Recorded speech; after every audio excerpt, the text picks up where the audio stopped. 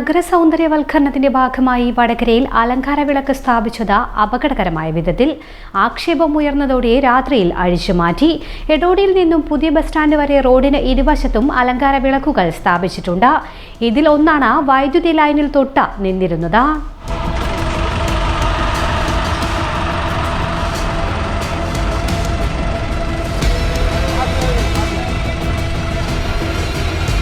Edodi planet ഫാഷന് മുന്നിൽ സ്ഥാപിച്ച വിളക്ക് ഉയർന്ന വൈദ്യുതി പ്രവഹിക്കുന്ന ഇലക്ട്രിക് ലൈനുകളിൽ തൊട്ടാണ് ഉണ്ടായിരുന്നത്. 2 ലൈനുകൾക്കിടയിലൂടെയാണ് ഇത് സ്ഥാപിച്ചത്. അറിയാതെ വിളക്ക് കമ്പിയിൽ തൊട്ടാൽ ഷോക്കേറ്റ് അപകടം സംഭവിച്ചേക്കാവുന്ന സ്ഥിതിയായിരുന്നു. ആരുമില്ലാത്ത സമയത്ത് വന്നാണ് ഇവ സ്ഥാപിച്ചതെന്ന് സമീപത്തെ വ്യാപാരികൾ പറയുന്നു. പിന്നീടാണ് അപകടാവസ്ഥ കണ്ടത്. നടപ്പാതയിൽ കൈവരിയോട് ചേർന്ന റോഡിലാണ് ഉയരത്തിൽ വിളക്ക് സ്ഥാപിച്ചത്.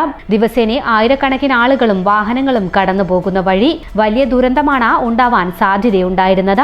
ഇത് സ്ഥാപിച്ചവർ ഷോക്കേൽക്കാതെ രക്ഷപ്പെട്ടത് അത്ഭുതമായി തോന്നുന്നു. മാത്രമല്ല, ഇവ സ്ഥാപിക്കുന്നതിനായും കേബിളുകൾ കടന്നു പോകുന്നതിനായും എടുത്ത കുഴികൾക്ക് തീരെ ആഴവുമില്ല. നിങ്ങൾ അറിഞ്ഞില്ലേ, നമ്മുടെ ഭവനങ്ങളെ പ്രകാശപൂരിതമാക്കാൻ കണ്ണഞ്ചിപ്പിക്കുന്ന ഫാൻസി ലൈറ്റുകളുടെ കമനീയ ശേഖരം ഇനി നമ്മുടെ വടകരയിലും. White rail lights and interior, Karimbanappalam, near KTDC restaurant.